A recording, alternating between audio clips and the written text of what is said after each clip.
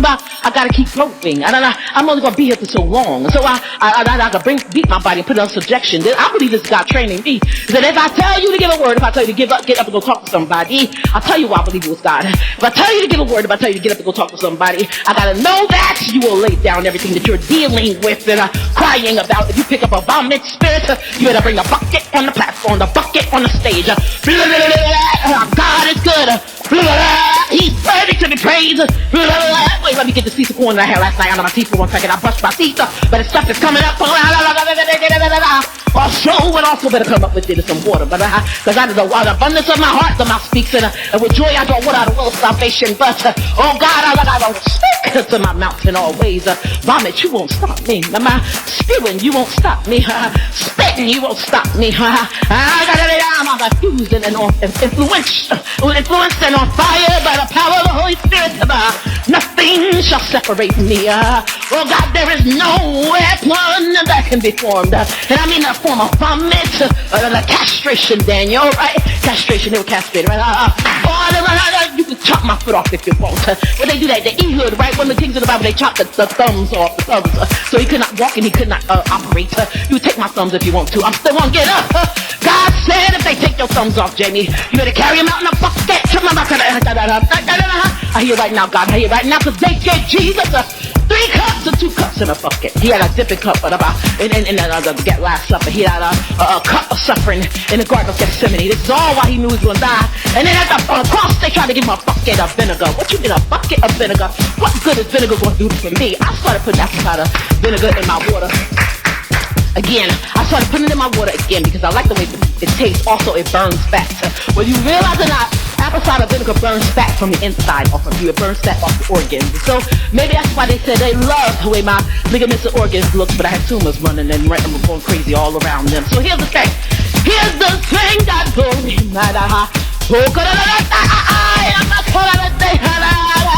get me my bucket, my money. Oh God, he said, you take you with a bucket. You better get out there and take a bucket on the platform with you. Take a bucket because Jesus had a bucket.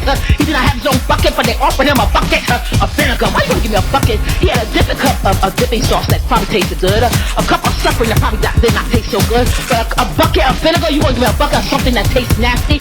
Drinking vinegar on its own will turn your stomach and upset you. I'm gonna give her. He said I thirst, so they gave him vinegar, which is something sarcastic to me. It has healing properties. However, if you drink too much of it, we will make sure you don't enjoy it. Because if you drink too much of it, it'll cause you pain going down. It tastes, it may taste good on your tongue, but when it gets down to your stomach, it is bitter. Didn't he tell you that? A lot of that about the Word of God? The Word of God tastes good in your mouth. Oh, put it in your mouth. Oh God, put it in your mouth. Oh God, no. It tastes good coming out.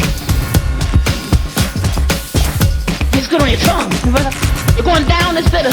Then it's the same thing. They told him, eat the whole scroll. It tastes good, sweet in your mouth. But going down, when it hits the bottom of your stomach, it tastes, it feels bitter. It hurts your stomach. It's sour to your stomach, right? But here you have, it's going to eat the whole Word of God. The Word of God going down feels bitter. But then you got the Word of God on the cross dying for you. And then you give it a bucket of vinegar. Somebody explain this thing to me.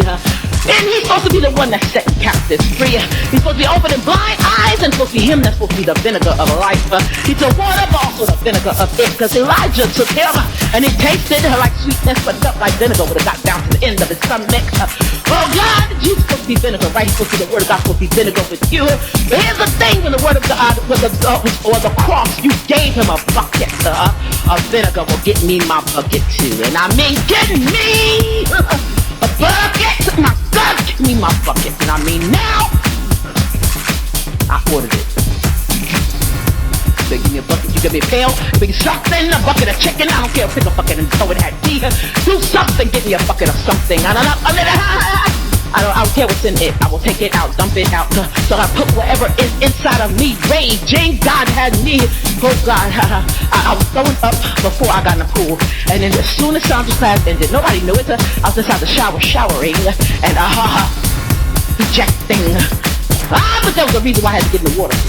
Hey, God, glory. There's a reason why I had to get in. I had to get in. The pain was immense before I got in. the pain of the stomach area. You missed before I got in, but then once I shut that thing down and said, you gotta clock out and come back at another time.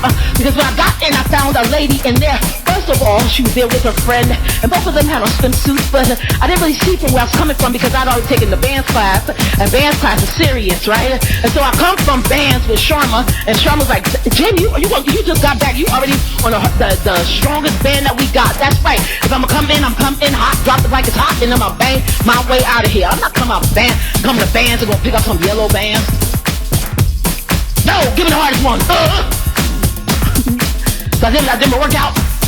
I walked out of there. I'm not gonna that's what I say. Always be ready to give that answer or always ready to give that answer or because if not, you in your sorish behavior, and I'm crying about the sores that are on my body, and I'm sore about what just happened to me, and I'm sore about my cousin leaving, and I'm sore about my friend getting a new job, and I'm sore about my grandmother dying, and I'm sore about my mother not liking me, and I'm sore about my father walking away from me, and I'm sore about my sister dying, and I'm sore about this person dying, and I'm sore about this person dying. Cry me a river. And wait, lick it up too, right? Cry me a river, and then go swimming in it too. Cry me a river, and then baptize yourself in it too. Cry me a river, and just clean yourself off of me. Don't talk to me, cry yourself. I need a river, and then let me see what you're dealing with. Let me see what you're working with. I got in that water sick. The band's water that came out of it, I walked out. I went straight in the bathroom, I rinsed myself off. I go back to the bathroom, go throw up again. No, I ain't worshiping, don't throw up. I went in to wash myself off, to prepare myself, to coming from the warm to the cold pool is crazy. That's the shock of your life. Your skin is never ready for that. So I went to go gently take a cold shower. I started out with a lukewarm shower. You gently just keep turning the water down. So you decrease your own temperature and your own speed. That's the key. Then while you're drinking cold water, then you go get in the cold pool. That's what you do. I'm telling you, it's serious. It's serious. So I walked toward the pool, and the woman said, hey! And I thought it might be somebody I knew. The woman actually stood tall like Sierra, so I wasn't sure. So I thought it might be somebody I knew, but Sierra's not that rotund. So I said, okay, I'll see when I get to her. I waved, and I kept coming, right? So I'm walking, I got in the pool, and I saw it was two African-American women, and she felt like I think she related to me because there were no other African-American people. There's never any African-American people in the pool. We don't look at each other like that. I look at CB as Jamie, I see him as Paul, I see her as Siri. We don't look at Sandra as Sandra. We all know that's a Spanish teacher teaching a black woman in the pool with Caucasian people in there.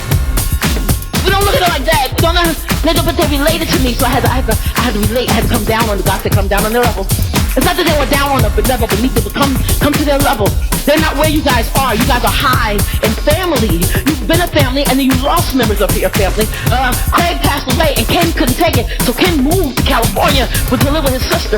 We didn't look at each other and say, my white friend Craig passed away, and he was also a teacher who was best friends with my Spanish teacher, Sandra, and they lived across the street from each other. But when Craig passed away, after he's been in the hospital for 2 months, then Ken, who was Caucasian, and always went to go live with his sister, and they're both Christian. We don't look at each other like that. Well, we look at each other as people. But they came in not knowing that. So I have to find a way. God uses me to find a way to still relate to my friends, my family, and then greet the new people. And because I greeted her, she was able to open up to everybody else. Because when we started to walk towards school, she said, I was looking for somebody black in here. I want to see a woman of color. I said, I see those women of color. I said, we all family here. She said, we got polka dots on. I said, oh, yeah, you still got a polka dot swimsuit. And I have my polka dots. I didn't realize it. And then I said to her, I kept looking at her, I said, but your friend don't have one polka dot. I said to her, but I kept looking at her, her friend had on a red. It had a little red thing bolero, but I thought it was just a red swimsuit because in water it just lays on you, you know? So we start working out and we start getting and I find out that she out of nowhere told me, this is what God did for me on Monday. He taught me that I had every reason, no reason to say, complain about anything, but I had every reason to say, thank you, Father, for everything I've got. I thank you in the winter. I thank you in the spring. I thank you when it's cold. I thank you when it's hot. I thank you for everything I've got, including those things that I would call bad. I thank you. Mind you, I'm dealing with my hand diagnosis. We got to talk about that, don't we? Hallelujah, God, I got in the pool. Because God knew that diagnosis was coming, and I would need something to lean back on, something to say, hey, but I'm grateful for this. Hey, but I gotta be grateful. Hey, I got nothing to complain about. I got in the water with her, and I wonder why she wasn't moving. I'm like, I'm kicking my feet on top of the water, showing her an exuberance how we dance there, and I'm also showing it's okay to be exuberant. So I'm lifting my hands in the air after each song, like I normally do, and saying, I win the Zuba crown. It's me, Jamie again. I win. Siri looked at me and said, you win what? That's how we get down. That's how we have fun. I lift my hands in the air like an Olympian every single time. After every song, I won. They think I'm saying I won our Zuba crown. I am. I'm throwing in their face how good I did in my own mind. But what I really am saying is that Jamie made it through another. I made it through another dance. Then he took me for a dance in life and dancing around this, not around this pool, but a dance around the pool of life. And what I stopped to do is take a swim, a dip. I baptized myself in it. And then I came up and I said, Jamie, cry me a river and then show God what you're working with. Hallelujah, God. You thought I was talking about you? No, Jamie needs to cry God a river and show him what you're working with. Going on, we dance, and I started, I wonder why she's not really, she doesn't look like she's doing anything. And she said, this hurts. And I said, well, you get used to it, don't worry about it. She said, no. She said, both my legs have to be broken at the kneecap. I said, wait. She had me stop. Because I don't stop in Zumba. I don't stop in Zumba. Zumba's important. It's important. It's military. So I said, Jamie, sometimes you have to stop what you have going on to befriend and open up the people. You can't be in ministry and ignore men. You know what? You can't be in ministry and spit on men. You can't be in ministry and treat women and men poorly. If the woman is opening up to you and I stop you in your tracks in your spirit, I rush your spirit, then stop.